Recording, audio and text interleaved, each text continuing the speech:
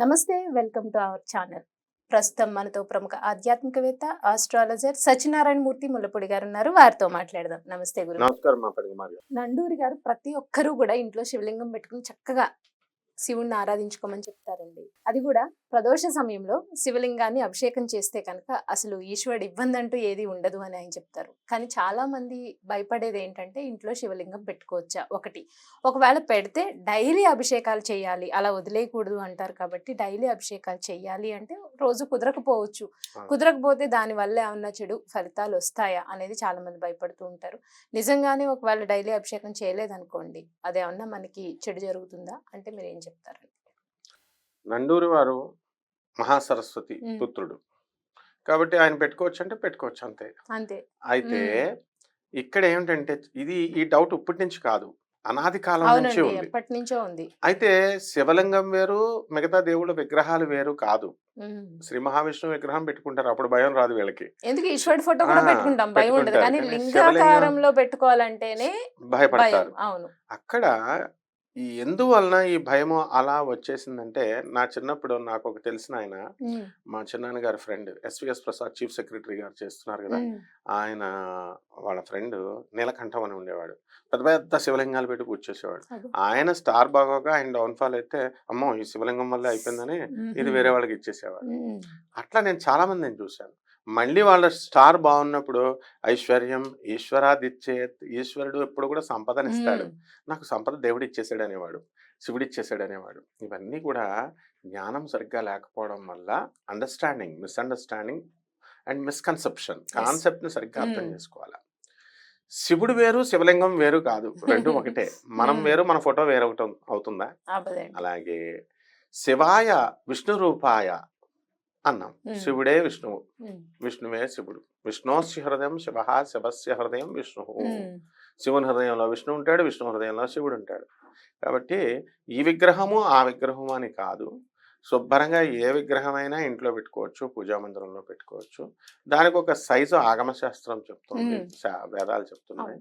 అంగుష్ట ప్రమాణం ఇంత బొటన వేలు కంటే చిన్నది అన్ని ఇంట్లో పెట్టుకోవచ్చు. పెట్టుకుని పెట్టుకుని షో కేసులో బొమ్మల్లాగా పెట్టుకుంటే ఏం ఉపయోగం? కాబట్టి దానికి పూజ చేయాలి. అంటే మనం ఒక పుస్తకం కొనుక్కుంటాం.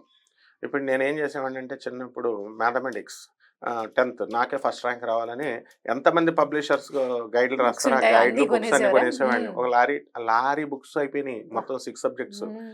పెట్టుకుని చదివితే ఉపయోగం, చదవకపోతే ఏం ఉపయోగం?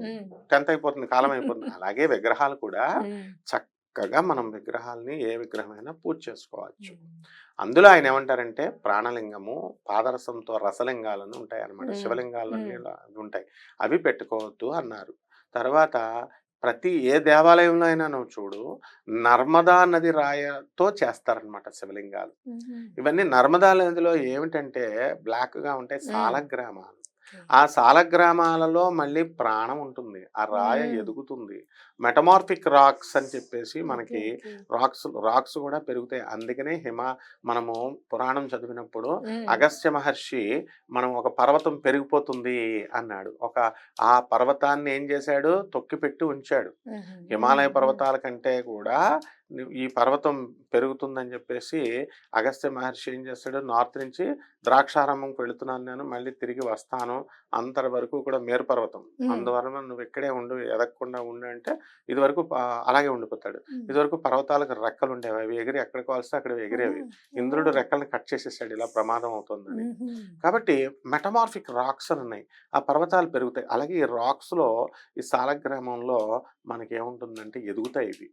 తర్వాత రెండవది, అందుకే నంది, పోతులూరు వీరబ్రహ్మేంద్ర స్వాముల వారు ఏం చెప్పారు? నంది ఎదుగుతుంది అని చెప్పారు. తర్వాత రంకె వేస్తుంది, ప్రాణం ఉంటుంది సాలగ్రామాలలో. కాబట్టి మనము ప్రాణం ఉన్నదానికి తిండి పెట్టాలి కదమ్మా. మరి మనము దేవుడు అంటే ఏంటంటే electromagnetic waves, electromagnetic energy force, అంతే, అదే దేవుడు. దాన్ని మనం ఒక రూపం కింద ఇచ్చినప్పుడు మనం మనిషి ఏం చేస్తున్నాం? మనిషి భావనలో తీసుకొచ్చేసి రాముడు, కృష్ణుడు, శివుడు అని రూపాలు పెట్టినప్పుడు మనం బాడీ ఎలాగైతే పెరుగుతుందో ఆ బాడీ పెరగాలంటే తిండి పొయ్యాలి. కాబట్టి దేవుడికి పొద్దున్నే కాఫీ ఇవ్వాలి, టీ ఇవ్వాలి, భోజనం పెట్టిన తర్వాత కిల్లి కూడా ఇవ్వాలి, అందుకే తాంబూలం పెట్టాం దేవుడికి. తర్వాత పవళింపు సేవ పవళింపు సేవ. పడుకోవాలా. అవును. తర్వాత మనం సెంట్లు సుప్రభాత కొట్టుకొని సేవ. ఎలాగైతే బయటకు వెళ్తామో అందుకనే ఆ దేవుడికి కూడా మనం సెంట్లు కొడతాం. గంధం సుగంధాలన్నీ పెడతాం, పన్నీర్లు వేస్తాం. So what all we are taking, మనము భగవంతుడికి అవి చేస్తున్నాం. కాబట్టి ఈ ఎట్టి పరిస్థితుల్లో కూడా పరమేశ్వరుడికి ప్రతిరోజు పూజ అంటే ఏంటి, ఓ కుంకాలు పసుపులు వేసేసి ఓ గంటల గంటలు చేయాల్సిన అవసరం లేదు. మన ఆత్మను తీసుకెళ్ళి పరమాత్మ టపక్ మనం కలిపేయడమే ఈ యొక్క పూజ. అంటే ఫస్ట్ ఎట్లా వస్తుందండి, ఎల్కేజీలో చేస్తాం మనం, తర్వాత ఒక చిన్న ఎక్కాలు చిన్నవి నేర్చుకుంటాం 1 2 3, తర్వాత పెద్ద క్లాసుల్లోకి వెళ్ళే కొద్ది ఎలాగైతే ఇంటిగ్రేషన్లో చేసేస్తాం. ఆ విధంగా మనకి స్టెప్ బై స్టెప్ ఎలాగైతే వస్తుందో ఈ భక్తిలో ఆటోమేటిక్గా క్లాసులో ప్రమోషన్ జగద్గురు అయినటువంటి కృష్ణుడు చేసేస్తూ ఉంటాడు, మనకు తెలియకుండానే చేసేస్తూ ఉంటాడు. కాబట్టి నిర్మోహాటంగా పెట్టుకోవచ్చు, మనం ఎలివేట్ అయిపోతూ ఉంటాం, ఎవల్యూషన్ అయిపోతూ ఉంటాం. మనకి ఆ భక్తి ఏమవుతుందంటే సాకార పద్ధతిలో స్టార్ట్ అయిపోయినటువంటి భక్తి నిరాకార పద్ధతిలో రామకృష్ణ పరమహంస చేసేస్తాడు. అంటే ఎన్ని రకాల సాధనలు ఉన్నాయి, అన్ని రకాల సాధనలు చేసేస్తావా అని రామకృష్ణ పరమహంసని వాళ్ళ ఫ్రెండ్స్ నవ్వేవారు. ఏమిటి, భైరవి మాత వచ్చి తంత్ర సాధన చేయిస్తుంది, తోతాపురి వచ్చి నిరాకార రూపంలో చేయిస్తాడు, యోగులు బైరాగులు ఎన్ని రకాల సాధనలు ఉన్నాయో దేవుణ్ణి అన్నీ చేసి పడేసాడు రామకృష్ణ పరమహంస. చేసేసిన తర్వాత మరి విగ్రహారాధన చేసేటప్పుడు కాళిక తల్లికి తినిపిస్తూ ఉండేవాడు. కాబట్టి మనము శివలింగం రూపంలో మనం చేసేటప్పుడు ఖచ్చితంగా మనం పూజ చేయాలి. ఒకవేళ ఊరెళ్తున్నాం అనుకో, జగద్గురువులైనటువంటి భారతీ తీర్థస్వాముల వారు, విధుశేఖరేంద్ర సరస్వతి స్వాముల వారు, శంకరాచార్యులు వారు మనకి శృంగేరికి, వాళ్ళే ఏం చేస్తారంటే జైత్ర యాత్ర, విజయయాత్ర, జయయాత్ర అని పెట్టుకుని మనం కారులో వెళ్తాం. వెళ్ళినప్పుడు వాళ్ళకు కూడా ఒక స్ఫటికలింగం ఉంటుంది. ఆ శివలింగం ఎవరిచ్చారో తెలుసా, సాక్షాత్తు జగద్గురు అయినటువంటి ఆదిశంకరాచార్యుల వారి కైలాసం వెళితే 5 లింగాలు ఇచ్చారు, శివుడు పార్వతి. అది నండూరు వారి వీడియోలో కూడా ఉంటుంది. అందులో ఒక ఈ యొక్క శివలింగము మన ఈ చంద్రమౌళీశ్వర స్వామి అనమాట, శారదా చంద్రమౌళీశ్వర స్వామి. కాబట్టి ఈ చంద్రమౌళీశ్వర స్వామి అనే సాక్షాత్తు శివుడు తన ఆత్మలింగంగా ఇచ్చినటువంటి ఆ లింగాన్నే వీళ్ళు టూర్స్కి తీసుకెళ్ళిపోతున్నారు, అక్కడే పీఠం పెడుతున్నారు, అక్కడే మొత్తం అష్టోత్తర శతనామావళితో పూజలు చేస్తున్నారు, నమ్మక చమకాలతో అభిషేకం చేస్తున్నారు, చేసేసి మళ్ళీ వాళ్ళు ఊరు వచ్చినప్పుడు శృంగేరి పీఠం వచ్చినప్పుడు తీసుకొచ్చేస్తున్నారు. కాబట్టి ఇక్కడ మనం అర్థం చేసుకోవాల్సింది ఏంటంటే, మనం ఊర్లు వెళితే మనకు కూడా మనం దుకాణంతో శివలింగాన్ని తీసుకెళ్ళిపోవచ్చు, పూజాపీఠాన్ని. లేదనుకోండి నీళ్ళల్లో పెట్టేయచ్చు, జల దిగ్బంధనం. లేదా కొంతమంది బియ్యంలో ధాన్యావాసం బియ్యంలో పెట్టేస్తారు, ఎలాగైనా పెట్టేయచ్చు. నెక్స్ట్ మనం పూజ చేయకపోతే మనకి ఏమైనా అరిష్టాలు జరుగుతాయా అండి అంటాడు. అసలు అరిష్టం అనేటటువంటిది శివుడు చేయడు. శివుడు తత్వమే ఏంటంటే ఎంతసేపు మేలు చేస్తాడు, శత్రువులకు కూడా మేలు చేస్తాడు ఆయన. కాబట్టి మన పూజ ఏమిటి, మనం దేవుడు సృష్టించిన కొబ్బరికాయ దేవుడికి చెప్తున్నాం, దేవుడు సృష్టించిన అరటిపళ్ళు దేవుడికి ఇస్తున్నాం, దేవుడు సృష్టించిన పువ్వు పళ్ళు ఇచ్చేసి మనం పూజ అంటున్నాం. స్వామి నాకు ఇచ్చేయని కండిషన్స్ పెడుతున్నాం. కాబట్టి మనం పసుపు కుంకాలు వేసేయడం ఇది ఇది దీనికి వస్తుంది, ఇది పూజ కాదమ్మా. ఆయన వలన ఆయనకి ఏం అభ్యంతరం లేదు. నిజమైన పూజకు అర్థం తెలుసుకోవాలా, అవినీతిని అడ్డుకోవాలా, ఆ తర్వాత పేద అబలలపైన, పసిపిల్లలపైన, అనాథలపైన, వృద్ధులపైన జరుగుతున్నటువంటి దాడిని మనము ఎదుర్కోవాలా.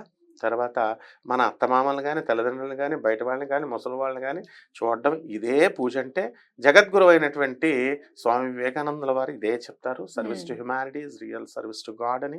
కాబట్టి ఏ మహాత్ముడైనా ఇది చెప్తారు. కాబట్టి ఖచ్చితంగా శివలింగాలు, పెద్ద పెద్ద శివలింగాలు కూడా పెట్టుకోవచ్చు అని చెప్పేసి మన మిత్రుడైనటువంటి రమణానంద స్వామి మరి పెద్ద పెద్ద వాళ్ళు డబ్బులు తీసుకుంటారు, పెడతారు, తప్పేముంది. వాళ్ళు ఆ స్థాపన కోసం శివలింగాలు పెద్ద పెద్ద శివలింగాలే ఇస్తున్నారు. చేసేవాళ్ళు చేస్తున్నారు, చేయలేనటువంటి వాళ్ళు బయట దేవాలయాల్లో పెట్టేస్తున్నారు. కాబట్టి ఏమీ ఆక్షేపణ లేదు, దర్జాగా చేసుకోవచ్చు. శివుడికి శుద్ధమైనటువంటి నీళ్ళతో ఓం నమ శివాయ అని చేస్తే చాలు. తర్వాత సెకండ్ స్టెప్ పంచామృతాలు దొరికితే చేసుకుంటే తప్పు లేదు, దొరకకపోతే పంచామృతాల జోలికి కూడా వెళ్ళాల్సిన అవసరం లేదు. రోజు శుద్ధమైన జలం, అదే శాస్త్రం చెప్పేది. నమ్మకాలు ఉపనిషత్తులో వేదాల్లో చెప్పబడింది ఉత్తి శుద్ధోదక జలమే. మనం పూర్వీకులైనటువంటి మన తాతలు పెదనాన్నలు వాళ్ళు ఏం చేశారంటే ఈ ఫోన్లే ఈ పాలతో ఈ పంచామృతాలతో నెయ్యితో ఆవు నెయ్యితో పంచదారతో చెయ్యండి అన్నారు. కొంతమంది పంచదార దేవుడికి నైవేద్యమే పనికిరాదు అంటారు, గుడోదక నివేదనమే చెయ్యి అంటారు, బెల్లమే. మరి ఇక్కడ పంచదార అభిషేకం ఎందుకు చేస్తున్నాము అంటే ఇవన్నీ మనం పెట్టుకున్నవి. నార్త్ ఇండియాలో బెల్లం కాదు పంచదార కూడా అన్ని పెడతారు చిన్న చిన్నవి. మనలాగా పాయసాన్నాలు దద్దోజనాలు చక్కెర పొంగలు చేయరు అక్కడ. మామూలు సింపుల్ ఒక పండో ఒక చక్కెర బెల్లమో వేరుశనగ పప్పు ఏదో ఒకటి పెట్టేస్తారు. ఇకపోతే ఈ పంచామృతాలు అనేటటువంటివి ఎందుకు చేయాలి అంటే ఈ యొక్క శివలింగం అనేటటువంటిది రాయితో చేయబడి ఉంది, ఏ విగ్రహమైనా. అవి మట్టితో చేసినటువంటి మన శరీరము, ఇప్పుడు మట్టి కుండ తయారు చేస్తున్నాం, దాన్ని అప్పుడప్పుడు తడపకపోతే అది ఏమవుతుంది, పగిలిపోతుంది, బీటలు వేస్తుంది తయారైనప్పుడు. అలాగే మనం ఇటుక పగులుతుంది. క్యూరింగ్ బిల్డింగ్ కట్టినప్పుడు ఒక 15 రోజులు వాటర్ క్యూరింగ్ చేస్తాం, చేయకపోతే బిల్డింగ్ బెటలు వాడుతుంది. అలాగే హ్యూమన్ బాడీ కూడా మట్టితో తయారు చేయబడింది కాబట్టి మనము అందుకనే స్నానం చేయాలా, అంతేగాని మడి ఆచారం శుద్ధి కోసం కాదు. నీళ్ళు అందుకు తాగాల, లేకపోతే బాడీ పగిలిపోతుంది. కాబట్టి ఈ యొక్క దీనికి ఎలాగో ఈ విగ్రహాలకు కూడా చేయాలంటే ఫ్యాట్ కంటెంట్ కావాలి. పాలల్లో ఉంటుంది, పెరుగులో ఉంటుంది, ఆవు నెయ్యిలో ఉంటుంది, తేనెలో ఉంటుంది. కాబట్టి ఆ ఫ్యాట్ కంటెంట్ని